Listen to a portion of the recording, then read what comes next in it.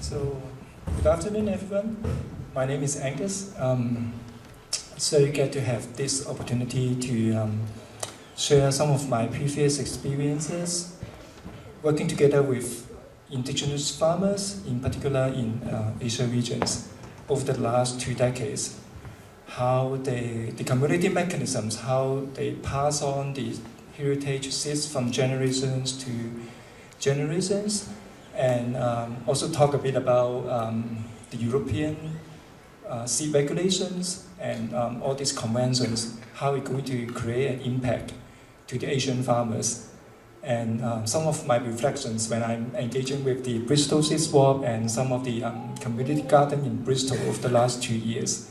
And the campaign we just talked about, I think, is very important because it's about like safeguarding the allotment, which provide a very important space in the urban area, in the cities, for us to not just to grow the food to feed our family, but also to save the heritage seeds, in which we are losing substantially, in order to create a kind of like rural and urban synergies. So the urban growers working together with the rural farmers to create some sort of synergy in order to safeguard our seed diversity, and also even to generate more new seeds together. So this is something that we're trying to create using all these platforms like the Bristol Seed Swaps and also the allotment spaces, the campaign that we're trying to protect that kind of like community space.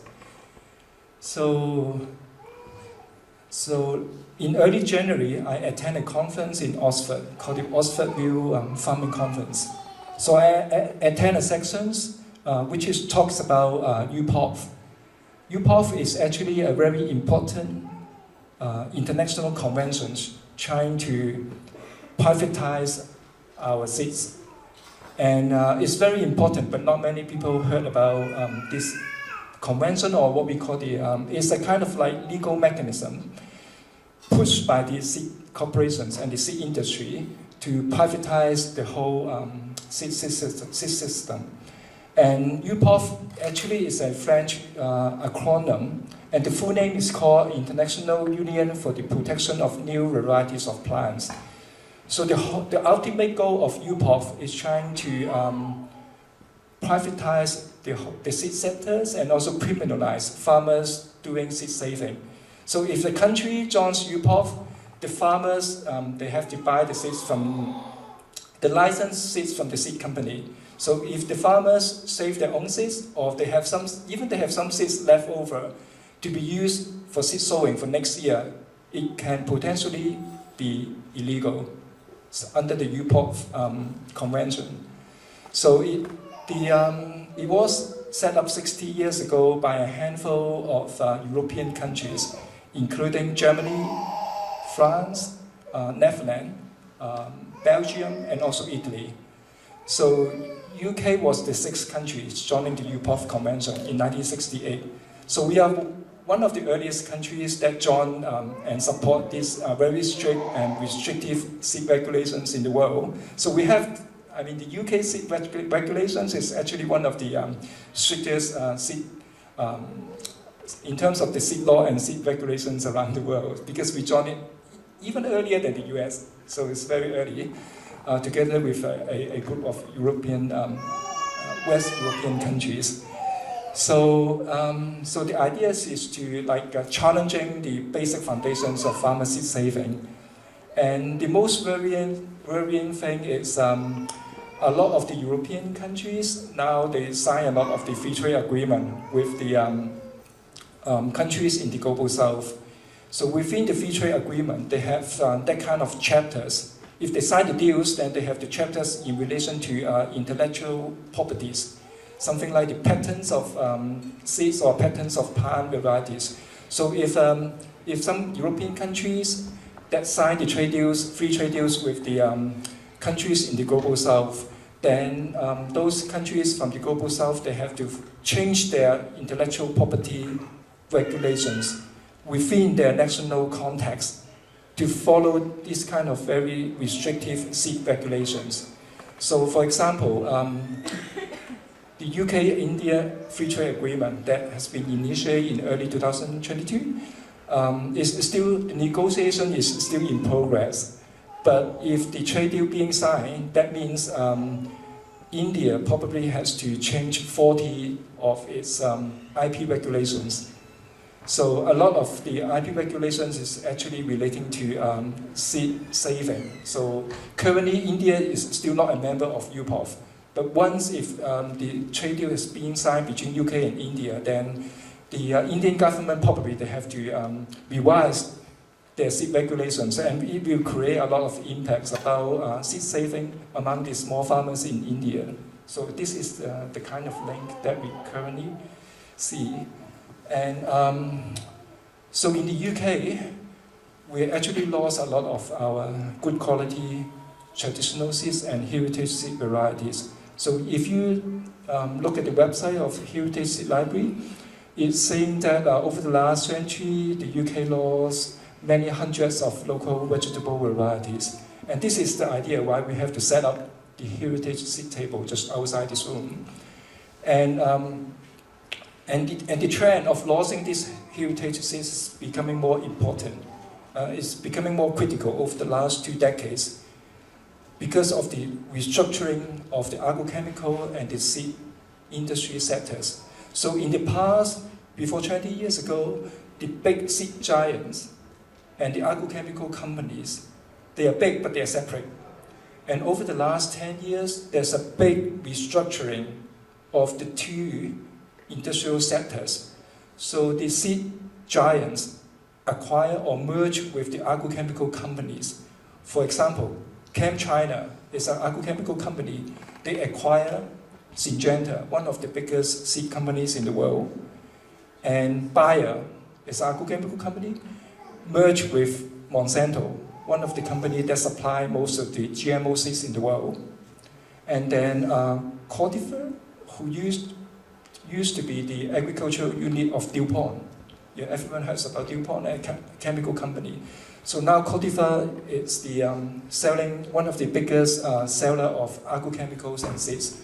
So through all this restructuring, just 4 companies, Syngenta, Bayer, Monsanto, ChemChina, Syngenta, Cortifer, and then BASF, just 4 companies already occupy 50% of the world's seed industry, and also 70% of the agrochemical supply in the world.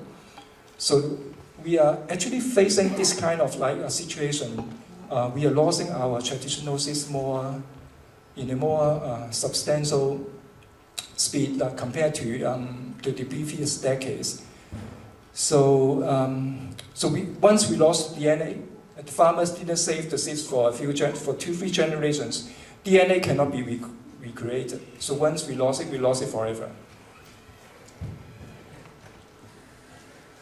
So, what we can do? So the civil society is trying to do something to stop the trend as a response. So we see, at the same time, we see a lot of strong social movement around the world trying to start different kinds of campaign to call for civil disobedience, to stop the privatization of the seeds. And, but at the same time, there are different kinds of mechanisms in the world, like the seed swap. We see more and more seed swap in the UK. It's less confrontative compared to the campaign, but it's more engaging, more embedding in the community, and more participatory. So people can do something, trying to participate and then to stop the trends. So the seed swap that we see mostly in February, I guess, because just before the growing season. And so the way that it organizes, we're trying to collect the seeds from different sources, and the heritage seeds from a lot of the rural farmers, heritage seed libraries, and small-scale seed companies. So we have a very rich collections of heritage seeds and from different sources. So, and then the seed swap works like a platform. So we have a lot of the urban growers. No matter you grow in your community garden, in your allotment, or even in your backyard or your balcony. So you've been able to collect and share these seeds, and then you can save your own seeds, and then you can bring it back to share with a wider audience. So this is the way that how we can engage the urban growers in synergy with the rural farmers in order to safeguard the seeds together. So this is the way, it may not be that confrontative, but it works very well because it can embed into your daily life practices. So this is something that we're trying to push, and so everyone knows about the message, and you can practice through your daily life, which is, I think, is very important to have this kind of like community mobilization. So all these experiences, my family moved to the UK. I lived in Bristol just for 2 years, and before that, my previous work, I spent like 20 years time working with indigenous community in Asia, mostly in southwest part, mountainous area of China. So all these experiences in Bristol over the last 2 years actually create a lot of reflection of my previous work with the rural communities in Asia. And so I used to be a GMO campaigner, anti-GMO campaigner. So for an international organization that works back in early year 2000. There was a global campaign at that time, the anti-GMO campaign, genetically modified campaign. It runs very strong in a global solidarity. And I think in the Europe at that time, we run a very strong market and consumer campaign trying to talk about the safety concerns and ecological concerns of genetically engineered food commercialization. And also the campaign in Latin America, they engage a lot of the farmers because there was a key, I will say there was a key battlefield in Latin America because they grow a lot of soybean by deforestation. And so in Asia, we also trying to build a big alliance to stop GE rice, our staple food, commercialization of genetically engineering rice. So we make a lot of voices. And so one of my very deep impression at that time was we run a global anti-GMO soya campaign. And China is one of the biggest importer of soybean. Because there was a deal, China joining WTO, China has to open up the market to import soybean from other countries. So I worked together with our Latin American colleague, and so they sent us a report with all these pictures about deforestation, clear up the Amazon forest to plant the soybean exporting to China. So we create a very catchy name for the campaign called we have to build a Great Wall in China to stop the import of GE soybean. And so it works quite well because we create a lot of concern, a lot of voices. But 2 years later, we heard about that the Chinese government is trying to commercialize genetically engineered rice. So we have to pull the whole team efforts into stopping a very important staple food that relating to the life of millions of people living in the countries. So we no longer able to do anything about stopping GE soybean. So the Great Wall collapsed.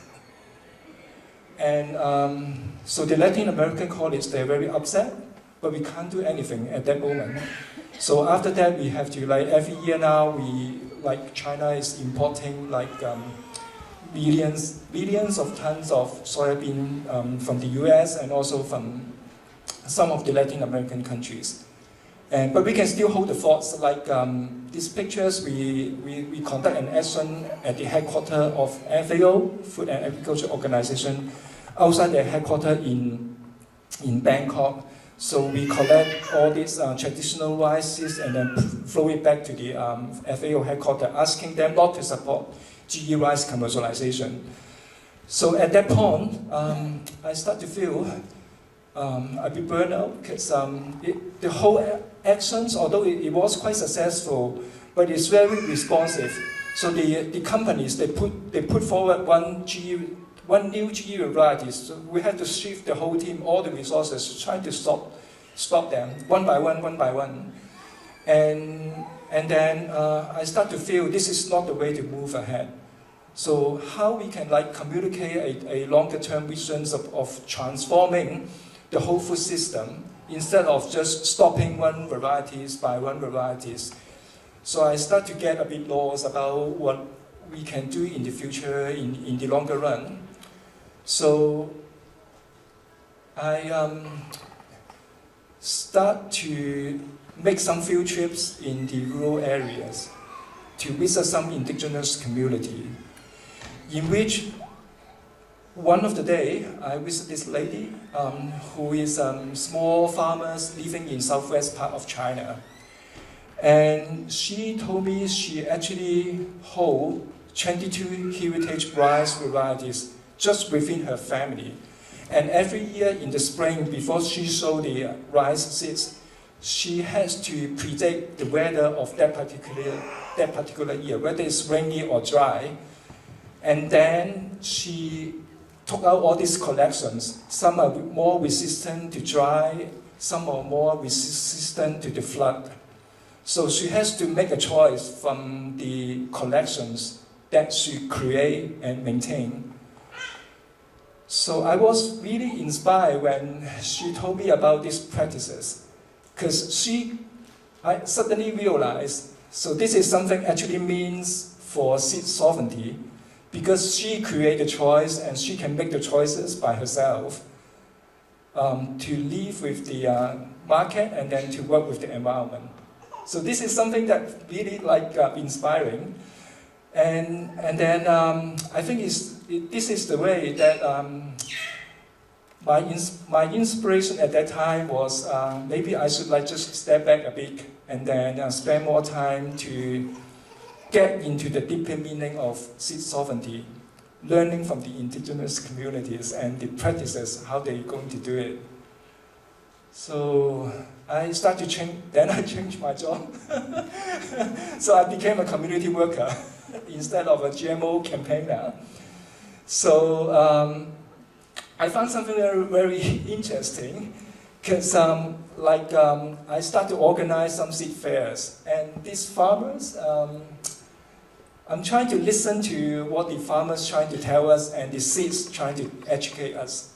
So that's really interesting, because like these farmers, what he's saying at that time was high-yield commercial seeds is actually a bred to challenge the limits of nature, because the scientists always try to break through the level of productivity. So the way that the logic that they break the commercial seeds is trying to challenge the limit of nature.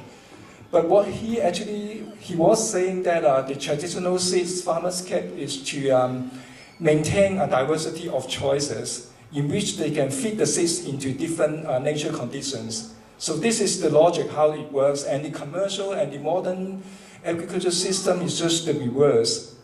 So I think it's a very important conclusion from this farmer. And when he was talking about this message, he's holding his own traditional rice. It's called broom rice because the shape is like the broom, like swept before. And usually when you grow the rice, you have to, it's more favorable for you to choose a variety. It's more easy to detach from the straw, because you have to like thresh the straw, and then the grain will detach from the straw. But these varieties is actually have a very strong attachment to the straw, because he explained that some of his paddy field is actually very far away up in the hill. So when he do the harvest, he has to carry the harvest walking for almost like an hour back to his village for milling. So if the grain is very easy to detach, then he will lose half of the harvest on the way. He's shaking the straw all the time. So they need to find this kind of like dry land rice varieties with this strong attachment of grain to the straw. So it's out of our imaginations. So they have the choices. And he also explained to me he got another varieties that grow in that remote paddy field, because it's remote and there's lots of birds because of the trees around the rice field. So if they didn't visit that area day by day, so the birds will come and then eat all the grains, right? So the varieties that they choose and grow in that remote areas has a long spine, and the spine just try to stop the birds eating the grain. You know what I mean? So they still keep these varieties with a very long spine, trying to stop the birds eating the grains in very remote fields. They need that particular varieties, which is really interesting. And then there's another farmer living very close to the seafront. Because of climate change, they always get the flood. So like the high-yield varieties bred by the scientific institutions, they always try to promote draft varieties with very short straw, but they need a lot of agrochemical inputs. But farmers in the past, like they have to keep that long straw things growing next to the seafront. When the flood comes in, the straw will collapse. But after the flood retrieve, then the straw will come back in just a few days. So, but because of the promotion of hybrid rice, they lost it. But nowadays, because of climate change, so the farmers they start to search around to see if there's someone still keeping these traditional varieties. If they face the flood, then they can still grow these varieties because they will come back when the flood retrieve. Yeah, that's really interesting. So that means the seeds actually fits into different environments. Instead of we use the agrochemical or the infrastructure to reshape the environment to accommodate the seeds. So it's just the reverse logic. I think it's really interesting what the farmers trying to tell us. And so the other key message that I got from them is whether the seeds is bred for serving the community or serving the market is very different. So these farmers, we engage him with a rice scientist in a project in which we have a small plot of fields trying to test 75 rice varieties, in which we have to select 10 varieties from that 75 rice varieties to produce the seeds. So after 4 months, we do the harvest. Then it was a participatory project. So the scientist, based on her criteria, she has to choose the best 10 rice varieties among the 75.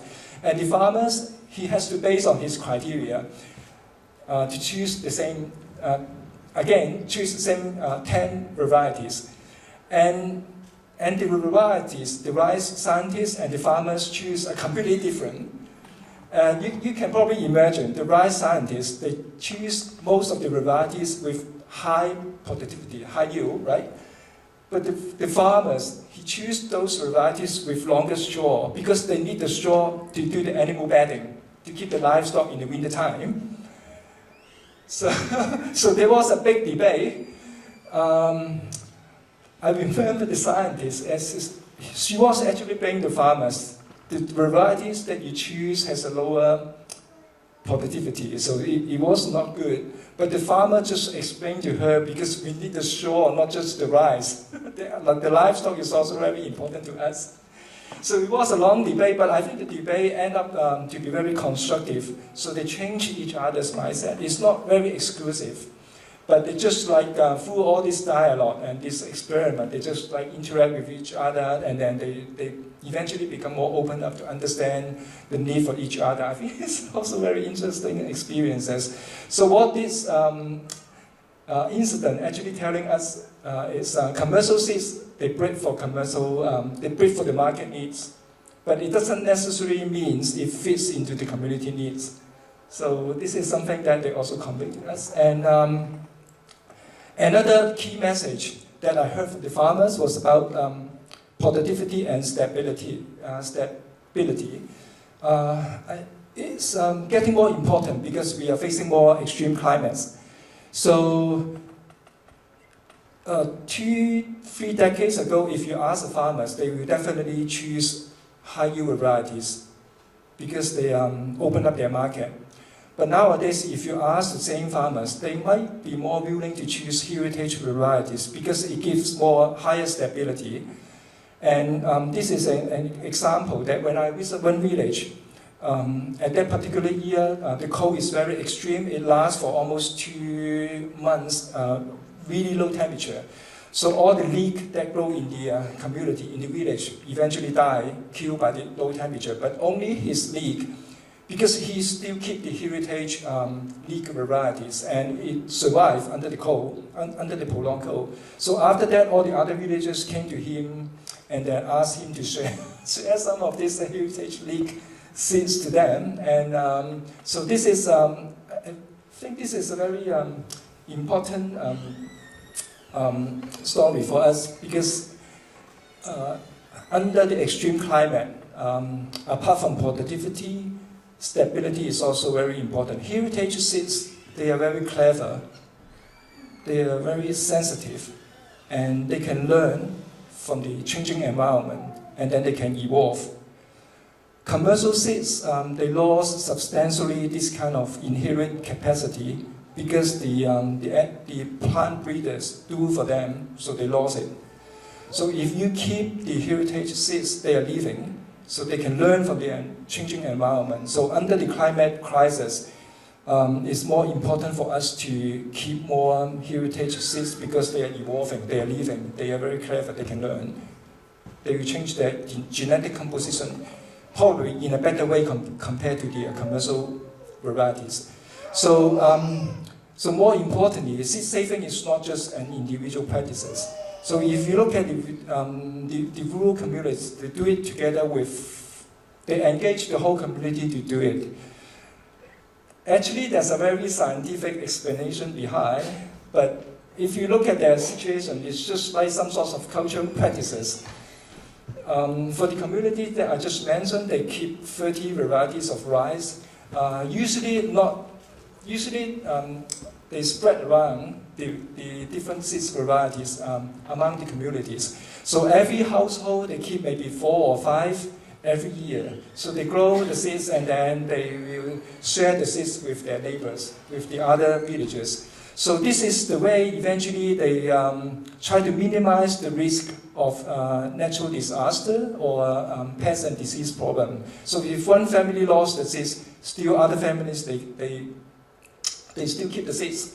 And it's also very demanding for one family to save 30 seeds every year, right? So there's some kind of like community mechanism for them to pass on the seeds generation from generation with a manageable capacity.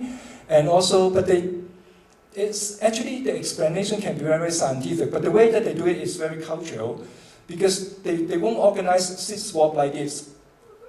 But they will send the seeds as gift. When there's some people, when there's some family, some household, they have the wedding, then the kind of gift that they send to the household is rice seeds.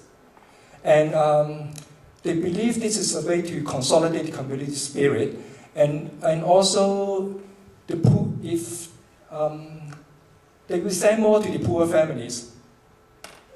As a way to help the poor families, they deserve to get more because they are more poor. So you can say this is a kind of like a de facto seed swap within the rural communities.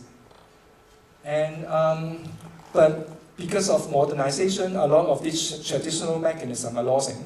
So we can see more projects trying to rejuvenate this kind of like community mechanism. So we have projects trying to set up seed fairs or seed exchange in the rural communities. And the idea that we're trying to set this up is to get the farmers to collect the losing seeds, traditional varieties, so that they can see the diversity. And it's also a way to mobilize, they exchange the seeds, and they can still have the association and the memory of the traditional mechanism. So this kind of like rural seed fair works quite well in order to motivate the farmers trying to reactivate that kind of losing traditional mechanism. So we display all the seeds and then they can see the diversity. Farmers always get attracted by this kind of like seed diversity. It works very well. And we, in terms of facilitation, we will ask, before the swap start, we will also ask the farmers to come out to tell about the story behind. And sometimes the reason that they save the seeds is not just for economic reasons, because the seeds are actually passed on from their parents or from their ancestors. So there's also a kind of like sentimental connections and cultural connections to the seeds, in which it also helps to mobilize or to motivate the farmers to continue the practices. And so of course this kind of like seed bank, traditionally it doesn't exist in the community because traditionally it's just decentralized. All the seeds are just kept within their families. They won't have a specific room like this. They don't have it in the past. So it's just what we're trying to do at the past is just to as a transition. So this kind of seed library in the rural village is served for the function of recollection, sharing, and documentation. If they got enough motivation to do that, I think this physical structure can be removed because they will just keep the seeds in their house. We don't need that kind of like separate infrastructure if it goes well. So finally, to make it work, we need intergenerational joint efforts. We need urban and rural synergy, but we also need intergenerational efforts trying to make seed saving works. It's especially young generations, how to create that. Young farmers, new entrants, how to create their interest. And I got a group of young farmers, friends in Hong Kong, which I'm originally from. And this winter squash, it's really huge, something like this. Is actually no longer popular in the commercial market because it's just too big. When you cut a slice, because nowadays the family members are smaller, so you probably will eat, it takes you 2 weeks to finish. And you can't just put it into the fridge. So it's no longer popular in the market, but it's a very important, very tasty traditional variety. So we promote it to the young farmers, and because nowadays they have social media, they can build up their own market channels. They're not selling to the wholesale market. They have their own direct mechanisms, and then they can communicate the story of the importance of keeping these heritage seeds. So they have their own, they create their own market. So these young generations usually works quite well when you promote this kind of like traditional varieties to them.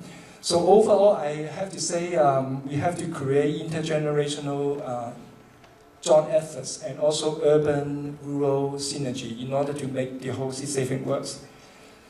So yeah, and I've been like engaged with the Bristol Seed Swap and one community garden called Hazelnut Community Garden. John is sitting there, who is the founder of Hazelnut Community Garden. So we plan to start a community seed library in eastern area, and also I got some experiences like working with Sims Hill, and they have a concept called inclusive community support agriculture, trying to like grow different cultural appropriate food. So all these experiences, I think is for me is very important as a new migrant. So because it makes me feel actually part of the it makes me feel I'm part of the community, part of the local food movement, and so it helps a lot. I mean, all this engagement for me is really important because it actually helps a lot for my resettlement to build that kind of like sense of familiarity in a completely new city and new country. And yeah, so thank you very much. Thanks for listening.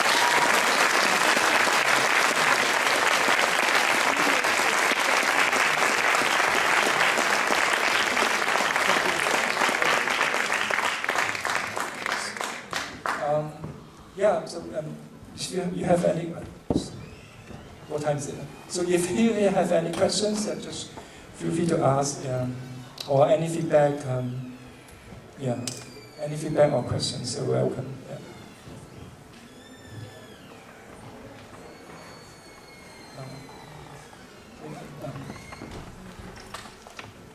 Yeah, really interesting talk. Thank you very much.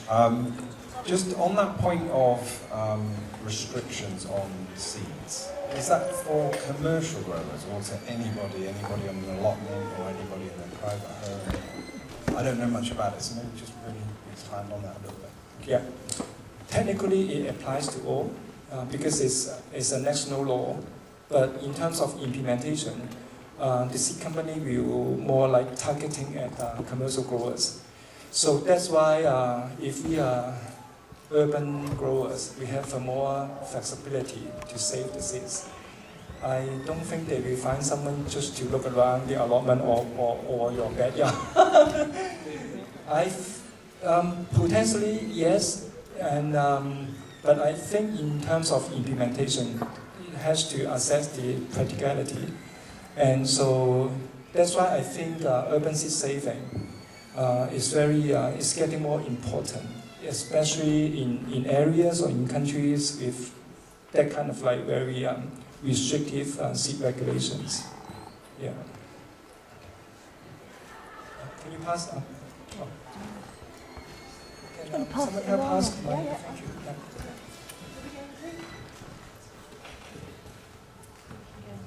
Thank you. So my question is, UPOV stands for something about the projection of new varieties. And it's kind of surprising to me that a country like France, which has got a very strong agricultural centre, would sign up for something that restricts their rights to keep seeds, for example. So has it always been something that tries to control the sale of seeds, or was it originally started out as a more benign entity and it's been changed over time? Yeah, that's a very good question. Actually, France is the earliest country that initiated responsible for the implementation of UPOV because it's actually an extension of intellectual property from the industrialization back in the 1960s and even earlier. To just extend the concept from factories and industrial production to the living system. So it is an extension of intellectual property protection from the industrial products to living products. So because at that time, back in the early 60s, we start to see more and more privatized seed companies start to develop their business. So they use their political influence to persuade the national governments, mostly in West Europe, as I just mentioned, the 5 countries, Germany, France, Italy, Netherlands, and Belgium. So they're trying to like influence the a kind of like what we call the intergovernmental legal system. In which if the country join the convention, then they have to translate the principles of the conventions into their national seed regulations. So the farmers, they have to follow, and the national seed companies, they have to follow. So it gives a kind of like protection of the business interests of the seed companies, because once the country got that kind of regulations, so it's a legal mechanism to protect seed savings. That means only the commercial company who got the license can do the seed saving and then sell the seeds in the market. And so that's a different versions of UPOV. So the most restrictive one was amended in 1991, which was called the UPOV 91. But a lot of the countries, still some countries in the global south, they just signed UPOV, the previous version called UPOV 78. So it still gave a little bit more like flexibility for the farmers to do their local seed saving or selling their seeds in a more like in non-commercial way. But it doesn't necessarily say that UPOV 78 is good, because what the seed corporation now is trying to push all the members who just signed UPOV 78, also trying to ratify UPOV 91. So because they are already on the mechanism, right? So so that means no matter UPOV 78 or UPOV 91, the ultimate goal is trying to criminalize farmer seed saving and then challenging the basis of agriculture, because seed saving is the most basic things to support agriculture. Yeah.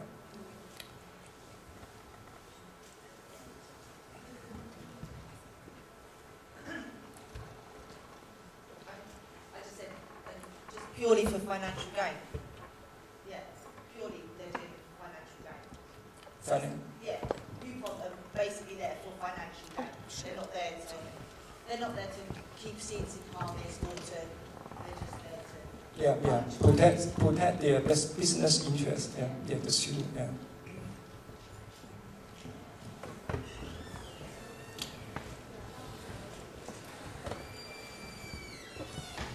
Thanks, Angus. That was great. Have you got any ideas about the urban-rural synergies that we can develop here? From the urban out to the peri-urban hinterland. Yeah. Like we have this heritage seed table and here Seed Guardian project set up last year. I think it's it can work as a startup of this kind of rural-urban mechanism, and we started up last year, and then because the Bristol Seed Swap, we collect the seeds from different small seed companies and some heritage seed library, and the heritage seed library eventually collect the seeds from some rural growers or rural farmers. So this is the way that we bring the rural farmers' seeds, and then we share with the urban seed savers or the urban growers.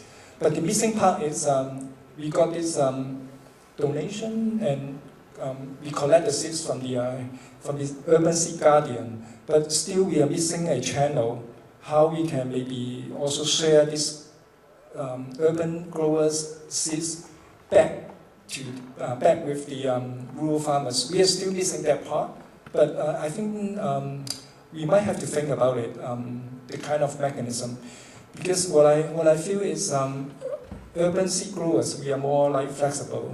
Sometimes the commercial growers, they have that kind of like commercial business considerations. They might try to find, they might be more like favorable to grow high yield seed varieties. But for the urban growers, we are more open, we are more flexible.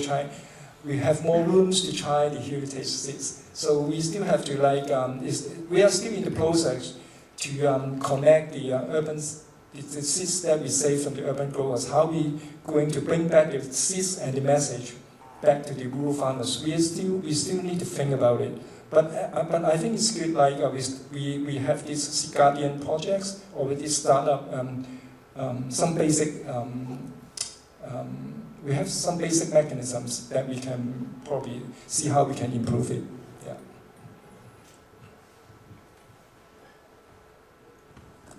And the table is outside. You can sign your name there. Thank you. Thank you very much. We can continue to talk outside if you're interested.